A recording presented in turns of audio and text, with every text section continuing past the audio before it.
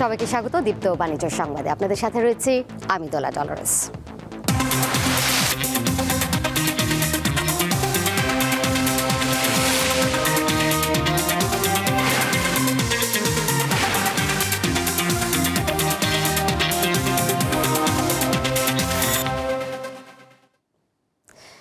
দেশের বাজারে ফের বেড়েছে স্বর্ণের দাম। 22 ক্যারেটের স্বর্ণের দাম ভরিতে ৩,৯৬৬ টাকা বাড়িয়ে নতুন করে নির্ধারণ করা হয়েছে 2,22,083 টাকা, যা দেশের ইতিহাসে স্বর্ণের সর্বোচ্চ মূল্য। বাংলাদেশ জুয়েলার্স অ্যাসোসিয়েশন বাজুস সোমবার রাতে এক বিজ্ঞপ্তিতে এই তথ্য জানায়। আজ থেকেই নতুন দর কার্যকর ধরা হয়েছে। নতুন মূল্য তালিকা অনুযায়ী প্রতি ভরি 21 ক্যারেটের স্বর্ণের দাম পড়বে 2,11,993 টাকা, 18 ক্যারেটের 1,81,725 টাকা এবং সনাতন পদ্ধতির স্বর্ণের দাম পড়বে 1,51,399 টাকা। বাজুস জানিয়েছে, নির্ধারিত বিক্রয় মূল্যের সঙ্গে সরকার নির্ধারিত 5% মূল্য সংযোজন কর এবং বাজুস নির্ধারিত ন্যূনতম 6% মজুরি যোগ করতে হবে। একীভূত হওয়ার প্রক্রিয়ায় থাকা 5টি ইসলামী ব্যাংকের শেয়ার শূন্য করার নির্দেশ দিয়েছে বাংলাদেশ ব্যাংক। প্রকৃত সম্পদের মূল্য ঋণাত্মক হয়ে যাওয়ায় ব্যাংক রেজুলেশন অধ্যাদেশের আওতায় এই নির্দেশ দেওয়া হয়েছে। এ নিয়ে কেন্দ্রীয় ব্যাংক সোমবার ব্যাংকগুলোকে চিঠি দিয়েছে। এর ফলে ব্যাংক 5টির পরিশোধিত মূলধন শূন্য হয়ে যাবে। এসব ব্যাংকে থাকা এসালম, নাসা গ্রুপ সহ সব শেয়ারধারীর শেয়ারও শূন্য হয়ে পড়বে। একীভূত হতে যাওয়া 5 ব্যাংক হলো ফার্স্ট সিকিউরিটি ইসলামী ব্যাংক, সোশ্যাল ইসলামী ব্যাংক, ইউনিয়ন গ্লোবাল ইসলামী ও এক্সিম ব্যাংক। এর মধ্যে সম্মিলিত ইসলামী ব্যাংক পিএলসি নামে নতুন ব্যাংক গঠনের চূড়ান্ত অনুমোদন দেওয়া হয়েছে। ব্যাংকটি সমস্যাগ্রস্ত ওই 5 ইসলামী ব্যাংককে অধিগ্রহণ করবে। প্রস্তাবিত সম্মিলিত ইসলামী ব্যাংকের পরিশোধিত মূলধন হবে 35,000 কোটি টাকা। এর মধ্যে 20,000 কোটি টাকা দেবে সরকার, আর আমানতকারীদের 15,000 কোটি টাকার আমানত শেয়ারে রূপান্তর করা হবে। দেশের সব ব্যাংক বহির্ভূত আর্থিক প্রতিষ্ঠান বা এনবিএফআই-কে ব্যাংক রেজুলেশন অধ্যাদেশের আওতায় নিয়ে আসা হয়েছে। বাংলাদেশ ব্যাংক গত রোববার এক প্রজ্ঞাপনের মাধ্যমে এই তথ্য জানিয়েছে। এর মধ্যে বিপর্যস্ত 9টি এনবিএফআই-কে চিহ্নিত করে সেগুলোর অবসায়ন বা বন্ধের সিদ্ধান্ত নিয়েছে নিয়ন্ত্রক সংস্থাটি। বাংলাদেশ ব্যাংকের গভর্নর সম্প্রতি এক অনুষ্ঠানে জানান, এসব প্রতিষ্ঠানের ব্যক্তি আমানতকারীরা পুরো টাকা ফেরত পাবেন। এদিকে বাংলাদেশ ব্যাংকের পরিচালনা পর্ষদের সবশেষ সভায় 9টি ব্যাংক বহির্ভূত আর্থিক প্রতিষ্ঠান বন্ধের অনুমোদন দেওয়া হয়েছে।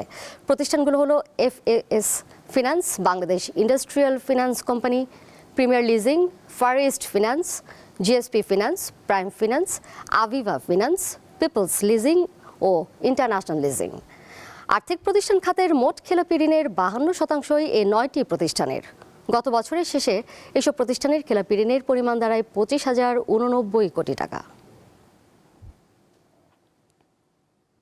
গাইবান্ধায় এখন চলছে ডালের বড়ি বা বড়া তৈরির উৎসব। শীতকালে এর চাহিদা থাকে তুঙ্গে, তাই কারিগরদের কাজ বেড়ে যায়।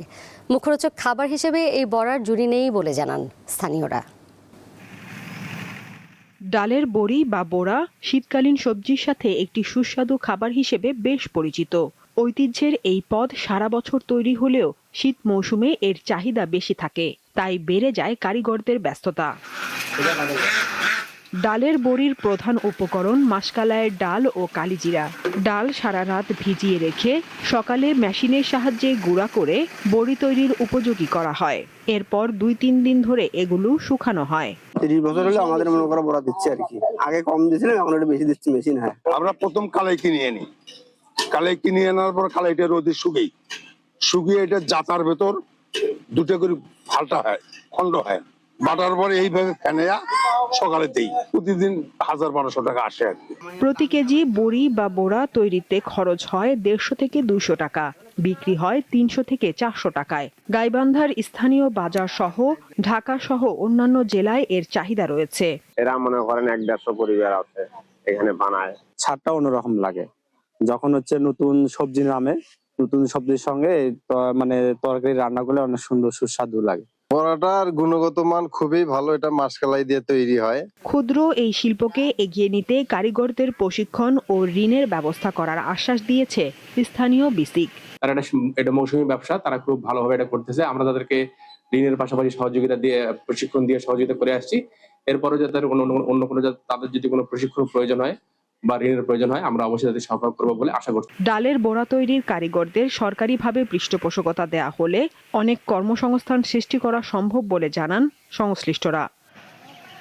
সাদিয়া চৌধুরী, দীপ্ত, বার্তা কক্ষ। জলবায়ুর নেতিবাচক প্রভাবে জমিতে বেড়েছে লবণাক্ততা, রয়েছে মিষ্টি পানির সংকট। এসব বিষয়ে কার্যকর পদক্ষেপের অভাবে লোকসানের শঙ্কায় পটুয়াখালীর শশা চাষিরা। এই ব্যক্তির নাম মজিবুর রহমান গাজী। পটুয়াখালীর কলাপাড়া উপজেলার নীলগঞ্জ ইউনিয়নের কুমিরমারা গ্রামের কৃষক তিনি। গত বছর 4 একর জমিতে মালচিং পদ্ধতিতে শশা চাষ করে আয় করেন 6 লাখ টাকা। এবার একই জমিতে একই পদ্ধতিতে চাষ করেন শশা, কিন্তু তার জমিতে লবণাক্ততা বেড়ে যাওয়া সহ নানা কারণে কাঙ্ক্ষিত ফল পাচ্ছেন না তিনি। আমাদের প্রায় 3,50,000 টাকা খরচা গেছে এই জায়গায়। এখন ওই মাটিতে লবণের কারণে গাছ কোকড়াই যায় এবং গাছ হলুদ হয়ে যায়, নিচের পাতা উঠে যায়। মজিবুরের মতো অধিকাংশ শশা চাষির একই অবস্থা। মাঠ পর্যায়ে কৃষি অফিসের তাগিদ না থাকা এবং মিষ্টি পানির সংকটকে দায়ী করছেন কৃষকরা। এই শশার এখন ওই লবণের কারণে পাতা পুড়িয়ে যায়, তারপরে এই পাতা লাল হয়ে যায়, ফল দেখি কম। অতিরিক্ত লবণাক্ততা এবং পানি না থাকার কারণে কৃষকের অনেক ক্ষয়ক্ষতি আশঙ্কা আছে। কলাপাড়া উপজেলা কৃষি কর্মকর্তা সরল জমিতে আইয়া পর্যবেক্ষণ করে না। তবে কার্যকর পদক্ষেপ নেয়ার কথা জানান এই কর্মকর্তা। জলবায়ুর পরিবর্তনের কারণে আমাদের কৃষকদের কিছু সমস্যা হয়ে যাচ্ছে, যেমন লবণ পানি অনুপ্রবেশ মিড নভেম্বরের পর থেকে, এবং আমাদের প্রায় যে 230টি খাল রয়েছে পানি উন্নয়ন বোর্ডের তথ্য মতে, সেই খালগুলোর ম্যাক্সিমাম কিন্তু সিল্টেড আপ হয়ে ভরাট হয়ে গেছে। তো এই বিষয়ে গভর্নমেন্ট প্রজেক্ট নিচ্ছে এবং আমরা উপজেলা প্রশাসনের সমন্বয়ে কিছু কিছু খাল কিন্তু অলরেডি আমরা পুনঃখনন করার চেষ্টা করছি। পটুয়াখালীর কলাপাড়ায় চলতি বছর 40 হেক্টর জমিতে শশার আবাদ হয়েছে।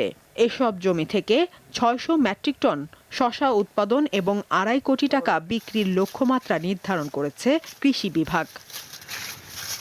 সাদিয়া চৌধুরী, দীপ্ত, বার্তা কক্ষ। আবারও দেশের সেরা রেফ্রিজারেটর, এসি ও টেলিভিশন ব্র্যান্ড হওয়ার গৌরব অর্জন করল টেক জায়ান্ট ওয়ালটন। 3টি ক্যাটাগরিতে ওয়ালটন পেয়েছে best brand award 2025। Bangladesh brand forum আয়োজিত বেস্ট ব্র্যান্ড অ্যাওয়ার্ডের 17তম আসরে মোস্ট লাভড ব্র্যান্ড অফ বাংলাদেশের সম্মাননায় ভূষিত হয়েছে ওয়ালটন রেফ্রিজারেটর, এসি ও টেলিভিশন। এ নিয়ে ওয়ালটন রেফ্রিজারেটর টানা 12 বার, টিভি টানা 3 বার এবং এসি পরপর 2 বছর বেস্ট ব্র্যান্ডের সম্মাননা পেল। সম্প্রতি রাজধানীতে আয়োজিত বেস্ট ব্র্যান্ড অ্যাওয়ার্ড 2025-এর জাঁকজমকপূর্ণ অনুষ্ঠানে ওয়ালটনকে এই সম্মাননা প্রদান করা হয়। আর এই ছিল দীপ্ত বাণিজ্য সংবাদের আজকের আয়োজনে। এরপর আমন্ত্রণ রইল আন্তর্জাতিক খবরে।